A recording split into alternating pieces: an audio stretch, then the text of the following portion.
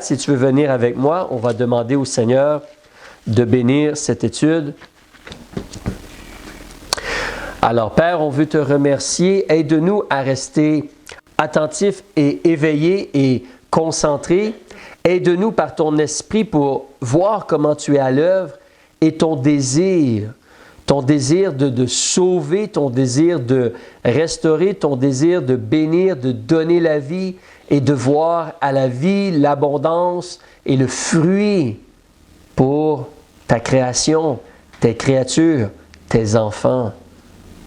On veut demander, Père, tout ceci, aide-moi par ton esprit pour partager tes paroles maintenant, que les gens puissent être aidés et bien enseignés, bien nourris par ton esprit.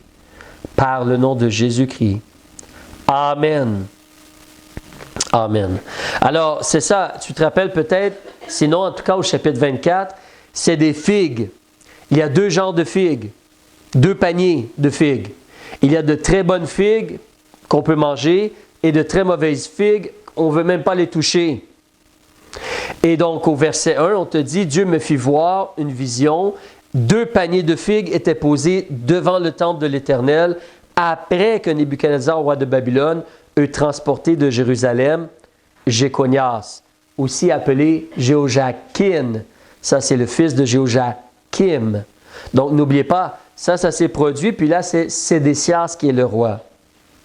Alors, il a été déporté, donc, transporté avec les charpentiers, les serruriers, donc les gens instruits, les gens très utiles pour un peuple. Cela a été amené ces gens-là ont été amenés à Babylone.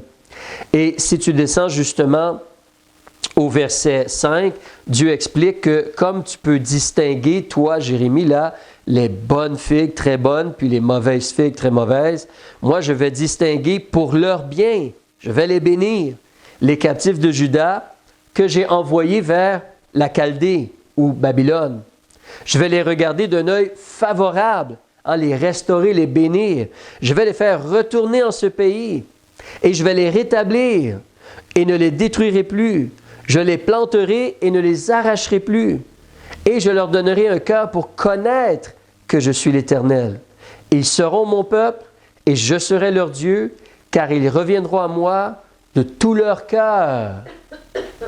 Grosse question importante, surtout nous, pendant l'hiver passé, on regardait Esdras, les vendredis soirs dans nos activités de communion fraternelle. Mais quand, avec Esdras, Néhémie, quand Israël est revenu, est-ce qu'ils ont été à Dieu avec tout leur cœur? Non. Donc, ça ne s'est pas vraiment encore produit. Dieu va ramener Israël dans son pays et ils vont se convertir à Dieu. En réalité, Dieu voulait le faire, mais ils ne se sont pas vraiment convertis à Dieu cette fois-là.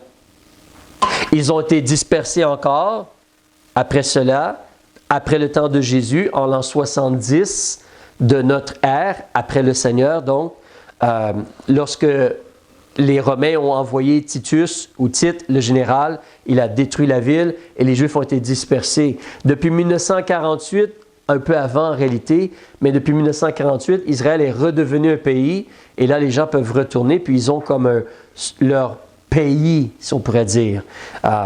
Mais ils ne sont pas à Dieu encore. Mais ils sont retournés dans leur pays. Alors, si tu te rappelles aussi, on a vu la semaine passée au chapitre 21, ceux qui sont encore dans le pays avec Sédécias, Dieu essaie aussi de les bénir ou les aider. Tu te rappelles peut-être ou peut-être moins, c'est il y a 2 semaines, je pense, mais au chapitre 21, Dieu avait dit, si vous sortez de la ville, vous allez être bénis, on va vous amener, vous allez être déportés, mais vous allez rester en vie et être bénis. Mais si vous restez dans la ville et vous continuez à être donc rebelle envers moi, vous allez mourir. Dieu a mis le chemin de la vie ou de la mort devant eux. Certainement, la rébellion cause de sérieux problèmes. La désobéissance envers Dieu, la rébellion, le fait de rejeter Dieu, ses vérités, tôt ou tard, cela nous rattrape et il a des conséquences extrêmement graves. D'accord, allons au chapitre 30 maintenant. Ça devrait être nouveau. Désolé que je n'ai pas pu vous dire afin que vous le lisiez. Mais vous allez voir, il y a comme un lien. Dieu parle encore d'espérance et de retour. Donc, chapitre 30, et même il y a quelque chose d'intéressant au chapitre 30, je ne sais pas si vous l'avez remarqué en lisant un jour en Jérémie, là, mais verset 1, la parole qui fut adressée à Jérémie de la part de l'Éternel en ces termes. « Ainsi a parlé l'Éternel, le Dieu d'Israël. Écris dans un livre toutes les paroles que je t'ai dites. » Alors, le livre de Jérémie est écrit. C'est un commandement de Dieu.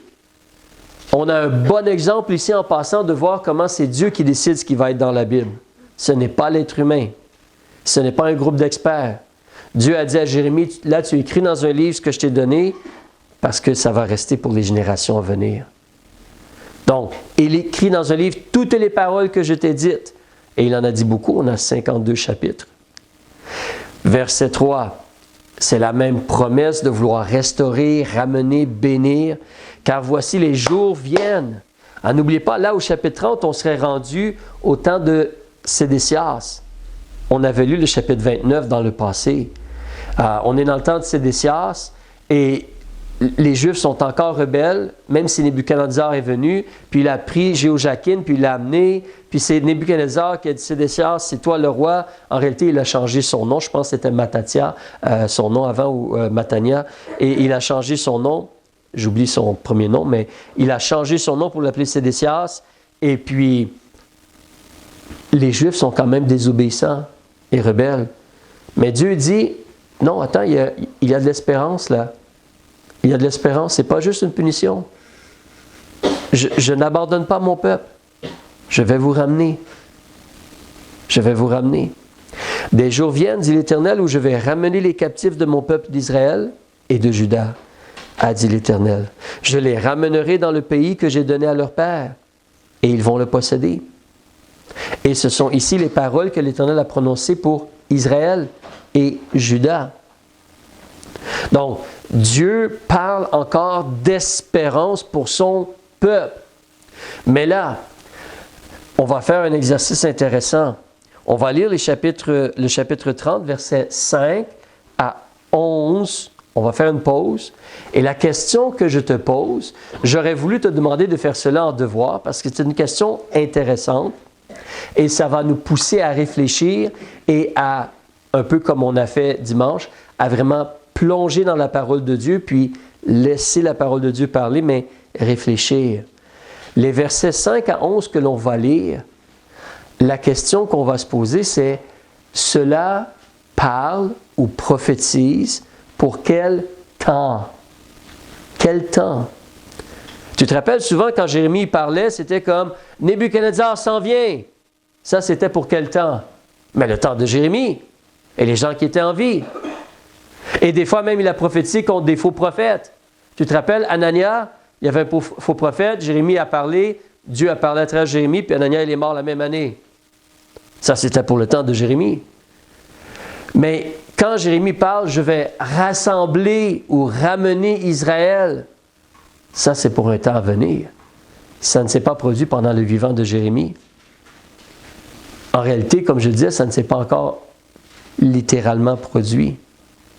Alors, les versets que l'on va lire, c'est pour quel temps? Quel moment? Commençons au verset 5. C'est pour la nation d'Israël, d'après le verset 4. Hein? Mais le verset 5, « Car ainsi a dit l'Éternel, nous entendons des cris d'effroi, comme si les gens ont peur. Hein? C'est l'épouvante. Les gens sont dans l'horreur, dans l'épouvante, dans la peur. Et il n'y a point de paix. Les gens ne sont pas tranquilles, ils sont vraiment, vraiment, vraiment inquiets. Informez-vous et voyez si un mâle enfante. » Joseph, est-ce qu'un monsieur peut avoir un bébé? Non, hein?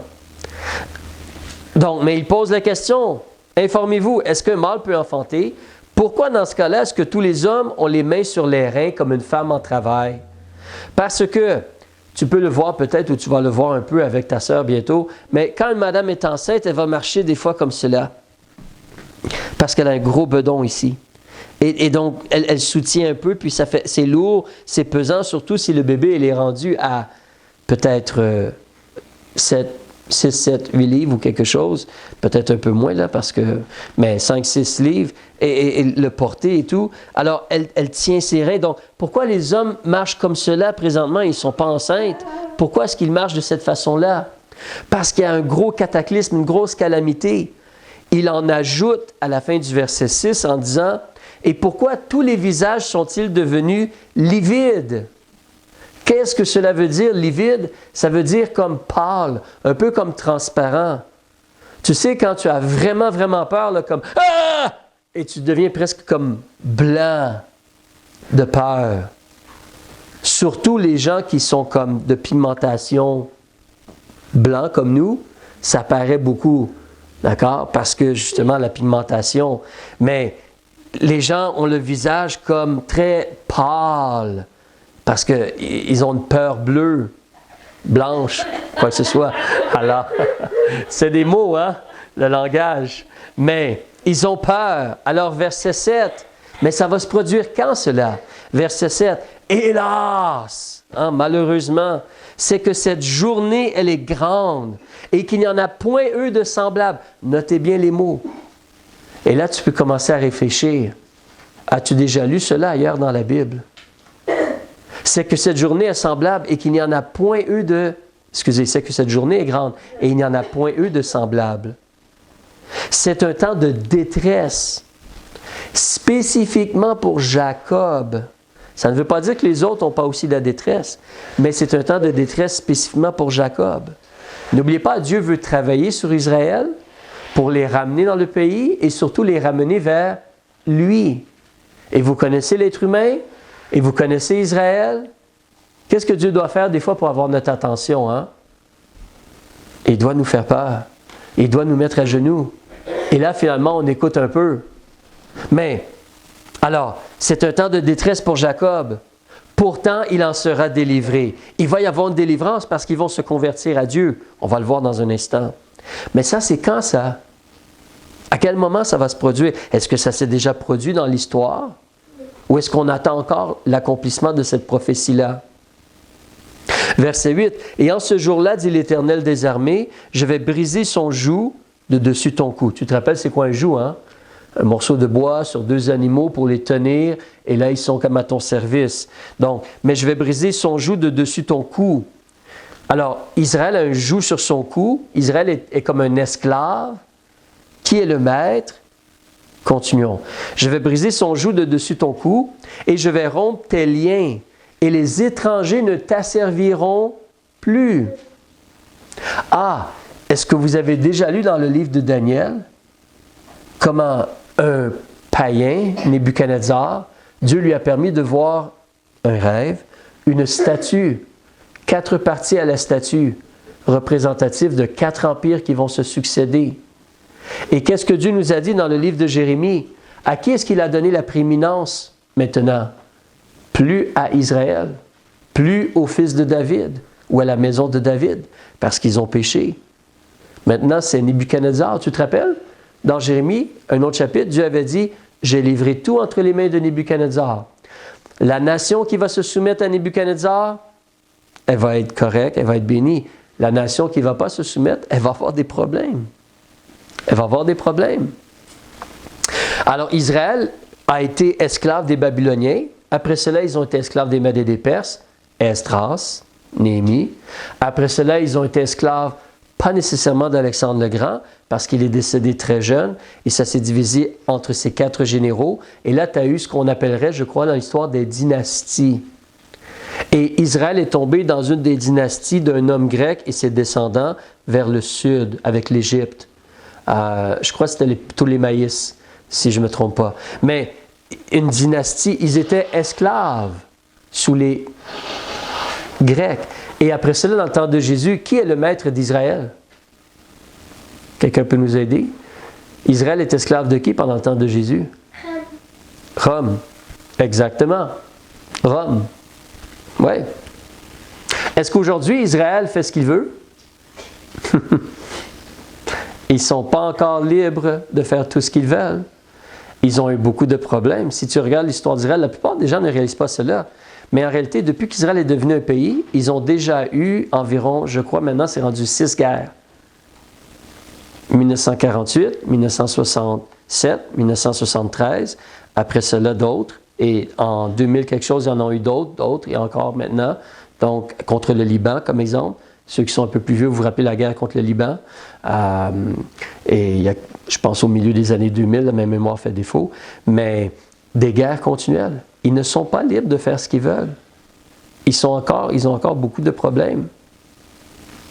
Alors, mais Dieu, à un moment donné, va rompre les liens des étrangers.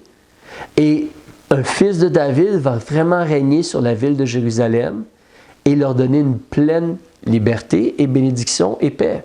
Qui est ce fils de David-là? Quelqu'un le connaît? Je pense que tu le connais. Qui est le fils de David qui va régner sur Jérusalem? Bientôt. Jésus, exactement. Merci Joseph. Et justement, tu peux voir au verset 9, ils vont servir l'Éternel, leur Dieu, et David, leur roi, que je leur susciterai, un fils de David, que je vais leur susciter. Mais quand ils vont servir l'Éternel, qu'est-ce que ça veut dire cela? Là, ils sont convertis. Parce qu'ils servent l'Éternel. Ils sont en train de servir Dieu. En passant, si vous voulez, quand on parle de temps de détresse pour Jacob, regarde avec moi dans le livre de Daniel. Alors, Jérémie, Ézéchiel, Lamentation de Jérémie, désolé, Ézéchiel, Daniel. Daniel chapitre 12, on ne va pas tout regarder en Daniel, mais surtout chapitre 12. Parce que Jérémie a parlé un peu avant Daniel, en même temps que Daniel, mais Daniel chapitre 12 aurait probablement été écrit après ce qu'on voit maintenant. Alors Dieu a déjà informé d'un temps de détresse pour Israël à travers Jérémie, pour ceux qui sont autour de Jérusalem à ce moment-là, ou ceux qui vont lire le livre de Jérémie. En passant, Daniel dit qu'il a lu le livre de Jérémie au chapitre 9, et c'est comme ça qu'il a réalisé que, hey, il doit y avoir 70 années, puis on va retourner à Jérusalem. C'est comme ça qu'il a su. Mais rendu au chapitre 12, donc vers la fin du livre, Dieu avertit, à travers donc des messagers, Dieu avertit M. Daniel au verset 1. En ce temps-là, se lèvera Michaël, l'archange, Michaël le grand chef, qui tient ferme pour les enfants de ton peuple, Israël. Et ce sera un temps de quoi? Détresse. Même mot, même chose. Les deux passages sont reliés. Un temps de détresse tel qu'il n'y en a point eu. Tantôt on a lu point de semblable, hein? Tel qu'il n'y en a point eu depuis qu'il existe des nations jusqu'à ce temps-là. En ce temps-là, qui va échapper? Ton peuple. Ça ne veut pas dire que d'autres gens ne vont pas être bénis ou être éprouvés, mais c'est spécifiquement un temps pour Israël. Ton peuple va échapper. C'est comme on a lu, hein? Dieu a dit, c'est un temps de détresse, mais il va être délivré. Chapitre 30, verset 7. Et donc, c'est ce qui va arriver à Israël. Et si tu tournes ta page ou tu regardes à partir du verset 7 en bas, une autre information qu'on va regarder, j'entendis l'homme vêtu de lin, donc il y a des êtres comme célestes avec Daniel, on ne va pas aller dans les détails à ce moment-ci, si tu me le permets, mais l'homme vêtu de lin qui était au-dessus des eaux du fleuve, il a levé sa main droite et sa main gauche vers les cieux, il a juré par celui qui vit éternellement que ce sera pourquoi? Combien de temps ça va durer? Était la question. Ça va durer un temps, des temps et la moitié d'un temps. Une année, plus 2 années, plus une demi-année. 3 ans et demi. Alors, si tu connais un peu la prophétie, ça c'est la 70e semaine qui a été mentionnée à Daniel au chapitre 9, divisée en 2 périodes de 3 ans et demi. Et donc, la dernière période de 3 ans et demi, c'est la grande tribulation contre, premièrement, la nation d'Israël. La nation d'Israël. Pourquoi Dieu permet cela ou Dieu fait cela? Tu continues dans le verset. Alors, après le mot « temps », virgule, exactement au milieu là, et que quand il aura achevé de briser la force du peuple saint, toutes ces choses seront accomplies. C'est comme je disais tantôt, Dieu doit agir pour amener Israël à genoux, pour qu'il regarde vers Jésus et qu'il soit sauvé. Comme Dieu agit dans la vie de plusieurs personnes de nos jours, pour t'amener à genoux afin que tu décides, OK, oui, je vais recevoir Jésus maintenant. Ou OK, oui, maintenant, je vais obéir Jésus, je vais essayer d'être fidèle maintenant. Malheureusement, Dieu doit nous amener, il doit briser notre force dans le sens notre entêtement, notre orgueil, notre cœur têtu. Il doit faire cela. Allons à un autre passage que tu connais, Matthieu chapitre 24. Là, peut-être tu commences à faire les liens ensemble, mais Matthieu chapitre 24 parle d'un temps similaire. C'est là qu'on réalise que Jérémie chapitre 30 ne s'est pas accompli encore dans l'histoire de l'humanité.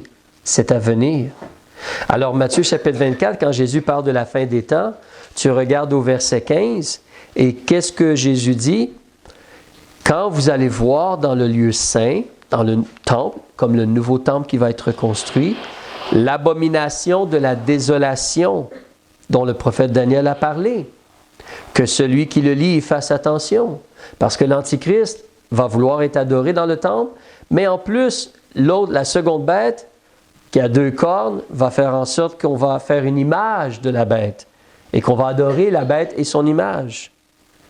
Alors peut-être c'est ça l'abomination de la désolation.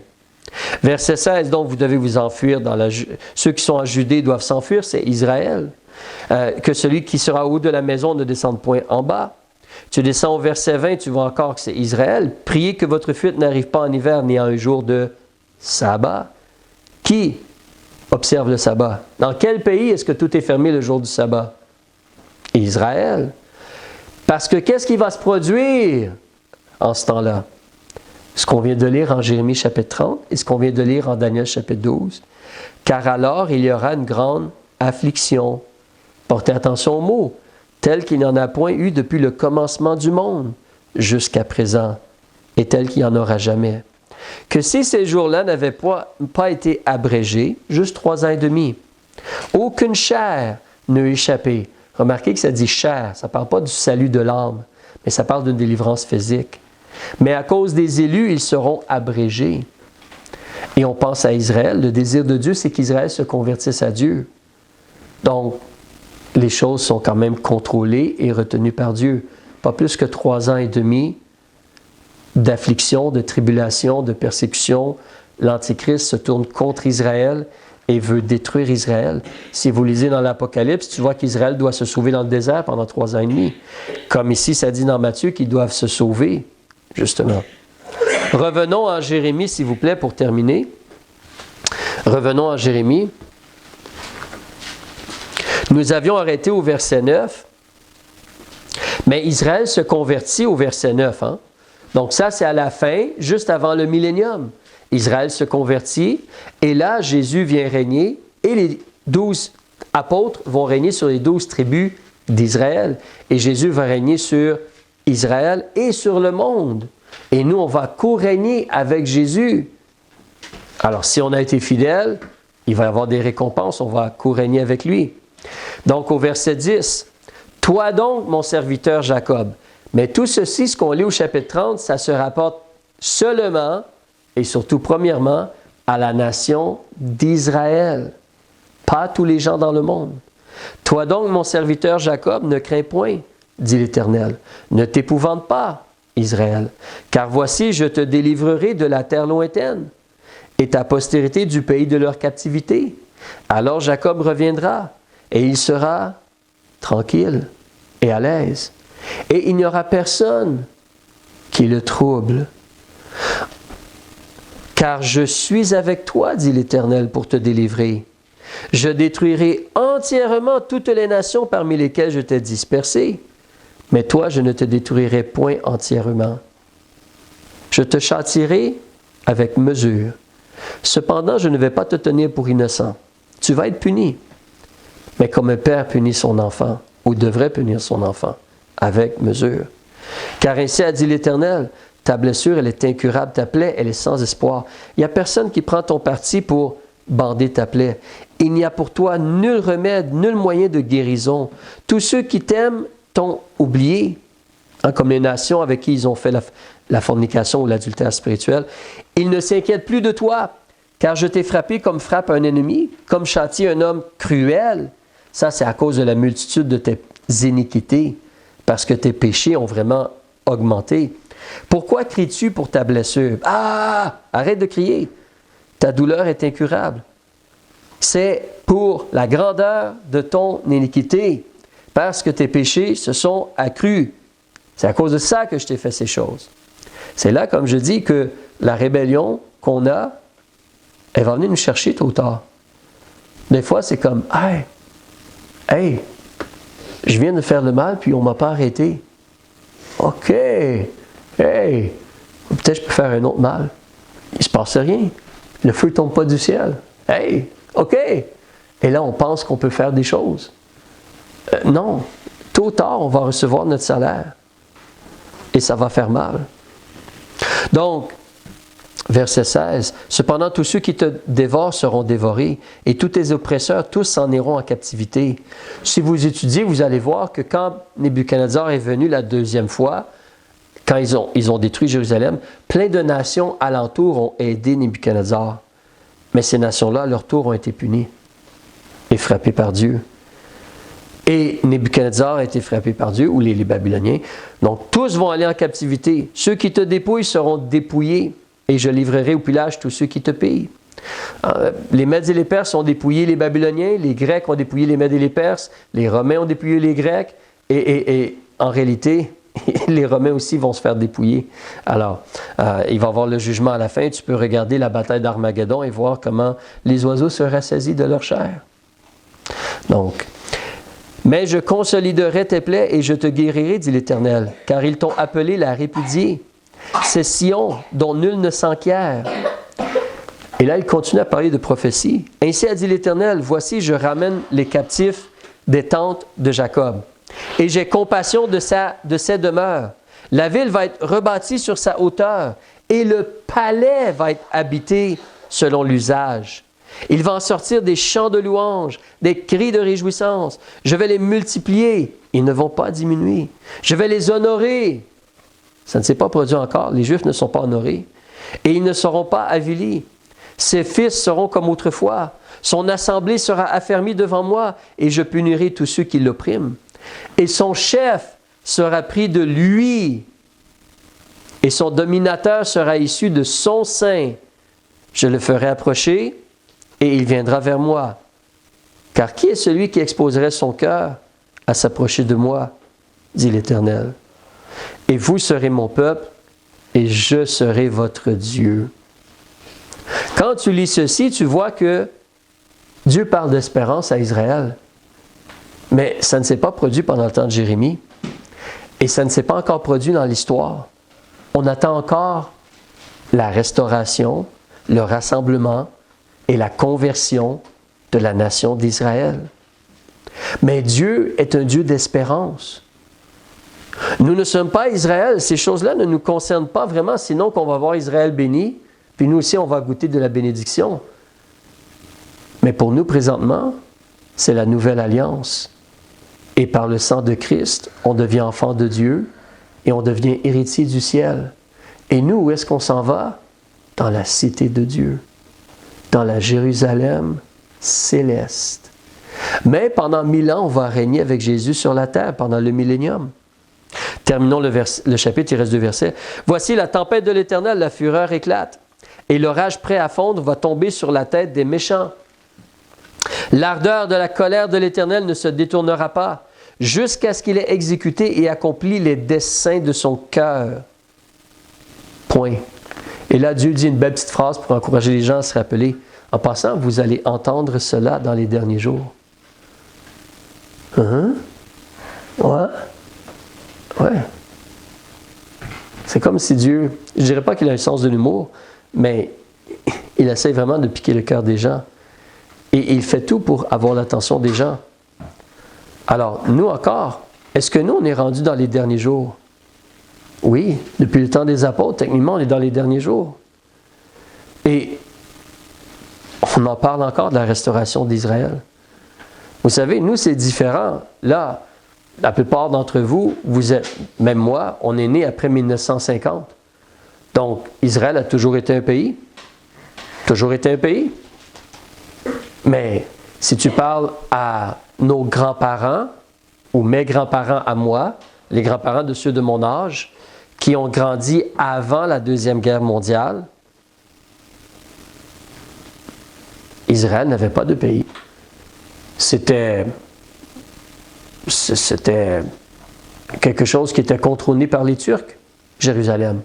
Ça faisait partie de l'Empire des Turcs, l'Empire ottoman, de mémoire. Ça faisait partie de cela, ce qu'on appelle la terre promise.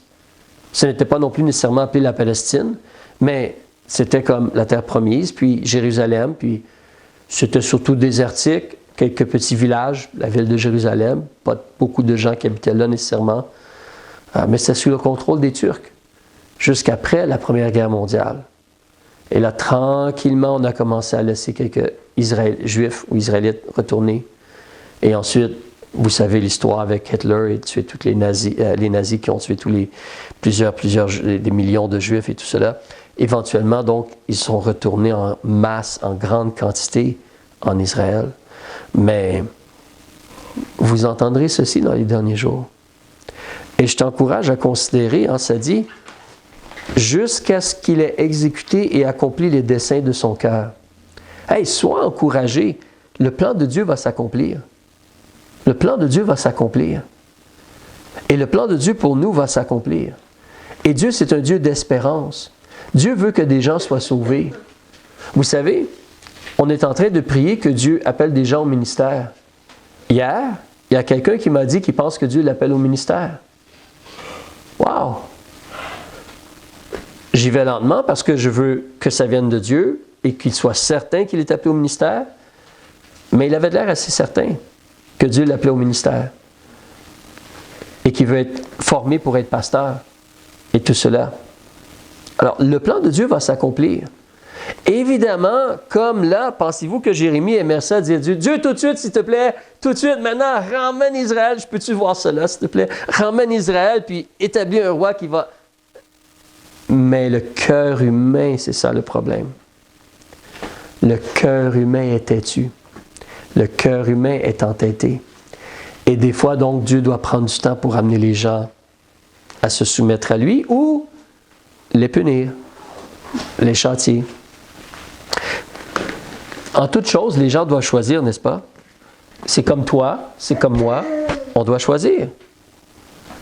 Peut-être tu as déjà reçu Jésus comme ton sauveur, alléluia, mais pour ta vie de tous les jours, comme on parlait hier, la vie abondante que Christ nous offre, il faut qu'on choisisse à tous les jours de s'approcher de Jésus, de marcher avec Jésus et de le laisser accomplir son plan dans notre vie. Dieu t'a sauvé, Dieu te connaît, Dieu te connaissait, et Dieu, il a un plan pour toi. Et je peux te garantir d'une chose, c'est que le plan de Dieu, c'est la meilleure chose pour toi. Et si tu ne veux pas suivre le plan de Dieu, tu peux te rappeler, qu'est-ce qui est arrivé à Jonas? Je vois ça dans les nouvelles. Une baleine accoste au coin de Venise, en Québec. Ou au fleuve, à Montréal peut-être. Mais donc, sérieusement, Dieu est un Dieu d'espérance et Dieu a un bon plan. Mais c'est à nous de choisir de se soumettre et de le laisser faire son plan. Amen. On va prier. Père, on veut te remercier pour ces encouragements.